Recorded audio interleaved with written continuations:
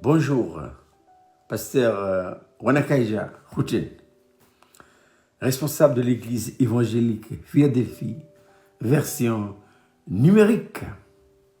Voilà. Quelle est la pensée qui m'amène à vous ce matin?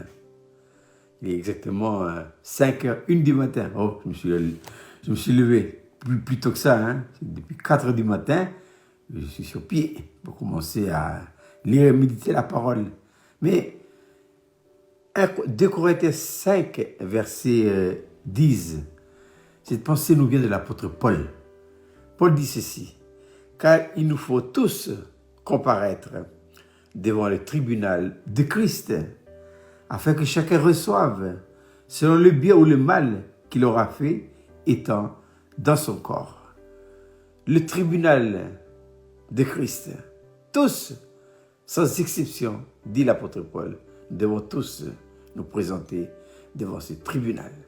Attention, ici l'apôtre Paul ne s'adresse pas à la ville de Corinthe, il s'adresse aux chrétiens de Corinthe. Et qu'est-ce qu'un chrétien? C'est quelqu'un qui est réellement né de nouveau. Hein? Je souligne l'importance de la nouvelle naissance parce que on peut fréquenter une église pendant des années et des années sans expérimenter la nouvelle naissance. Et oui. On peut être charmé par la parole, par la musique, par l'ambiance. C'est pas ça la nouvelle naissance. Non, pas du tout. Jean dira à tous ceux qui l'ont cru, à ceux qui l'ont reçu, il a donné le pouvoir de devenir enfants de Dieu, lesquels sont nés, non du sang et de la chair, mais de l'esprit. C'est le Saint-Esprit qui produit en nous la nouvelle naissance. Il fait quoi? Il amène en vous et en moi les gènes de Dieu. C'est ça la nouvelle naissance. Vérifiez. Vérifiez si vous êtes né de nouveau. Et comment vérifier qu'on est né de nouveau? Eh bien, la méditation de ce matin nous dit ceci. Tous, nous devons comparaître devant le tribunal de Dieu. Prédicateurs, diacres, enfants de Dieu, qui que nous soyons réellement nés de nouveau et expérimenté la nouvelle naissance, nous devons tous présenter devant le tribunal de Dieu. D'ailleurs, la nouvelle naissance fait de nous des enfants de Dieu. Et le fait que nous avons reçu les gènes de Dieu, nous pouvons dire Abba, Père. Donc, le tribunal de Dieu, c'est réservé à qui? Aux enfants de Dieu.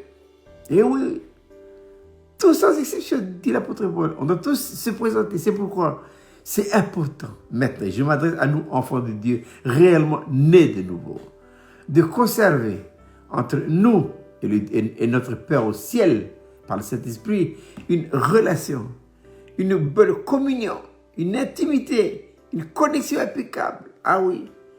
Qu'est-ce qui est l'élément qui interrompt, qui coupe cette connexion avec Dieu? C'est le péché. Seul le péché coupe cette relation avec Dieu. Et par le péché, attention, le tribunal de Dieu nous rappelle ce matin, tout ça là, il faudra comparer avec la loi. Donc, ne cultivons pas vis-à-vis d'un frère ou d'une sœur ou des responsables dans l'église et même envers les gens du monde, hein, des ressentiments, des critiques. Tout ça, c'est mauvais, c'est néfaste. Hein. Ça rend notre communion avec Dieu néfaste. Voilà. Et c'est très grave. Et c'est pourquoi, si ces choses-là nous arrivent, tout de suite, il faut confesser. Reconnaître devant Dieu ça et demander l'application du sang pour la purification de nos péchés. Le sang de l'effusion, hein. Je répète que le sang a une double efficacité. Le sang de l'effusion purifie notre conscience des péchés, des mauvaises choses que nous avons entretenues dans notre cœur. Et le sang de l'aspersion nous protégeant. C'est le sang de la sécurité. Je reviens au sujet.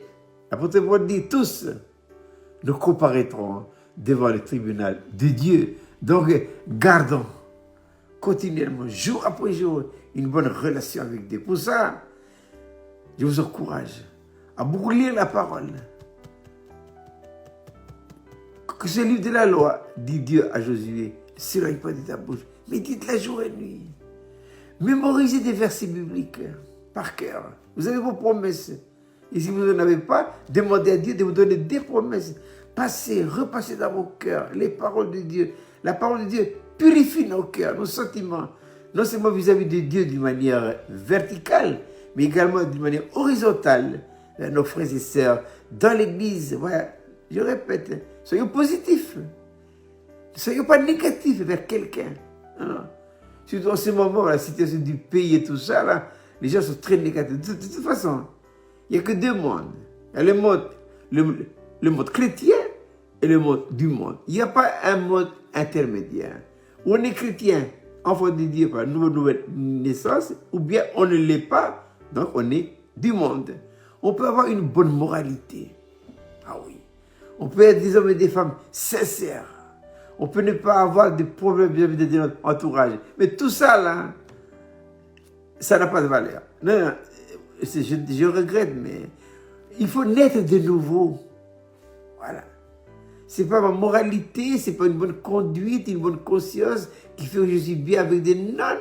Jésus dit aux pharisiens qu'une bonne conduite, tout ça, là, il dit, race de vipères, vous avez pour père le diable. Hypocrite. C'est sévère, hein? Mais c'est ça la parole de Dieu. Dieu est exigeant. Pourquoi? Parce qu'il veut le meilleur de nous. Et je m'adresse ici ce matin aux enfants de Dieu. Voilà. Qu'est-ce qu'un enfant de Dieu? Qu'est-ce qu'un chrétien? Un chrétien, c'est quelqu'un qui vit de la vie de quelqu'un d'autre et qui plus est la vie de Dieu. Mais c'est ça le beau message de la croix. Qu'est-ce que la croix? La croix, c'est un principe de vie. Un principe de vie qui donne à Dieu tous les droits absolus.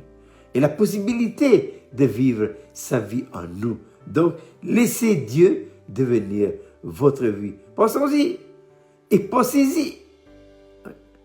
Ayez en vous les sentiments qui étaient en Jésus-Christ, dit Paul dans sa lettre aux Philippiens, lequel existant en forme de Dieu, n'a pas cherché à être égal, mais s'est humilié lui-même devant son Père, se rendant obéissant jusqu'à la mort et jusqu'à la mort de la croix.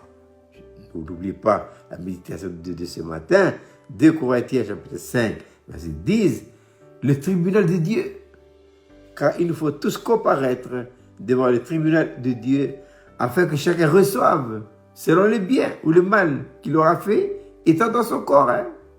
Attention, restons positifs avec celui qui est au trône d'une manière verticale et c'est ainsi que d'une manière horizontale, on n'aura pas trop de soucis à garder la paix, le repos intérieur.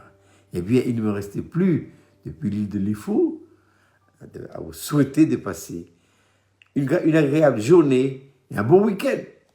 Comme on dit chez nous, et